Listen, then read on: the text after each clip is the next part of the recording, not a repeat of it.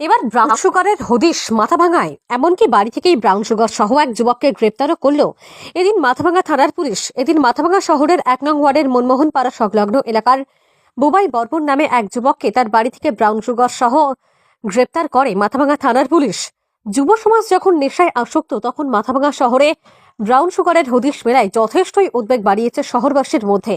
এমনকি brown sugar উদ্ধারে পুলিশের বড়সড় সাফল্য বলে মনে করা হচ্ছে।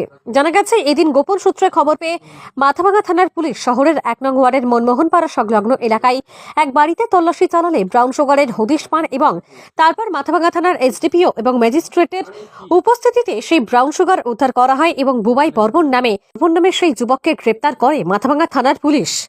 মাথাভাঙা থানার এসডিপিও জানান, গোপন সূত্রে খবর পেয়ে এদিন মাথাভাঙা থানার পুলিশ মাথাভাঙা শহরের ১ নং ওয়ার্ডের একটি বাড়িতে অভিযান চালায় এবং সেখানে ব্রাউন সুগার পাওয়া যায়। এর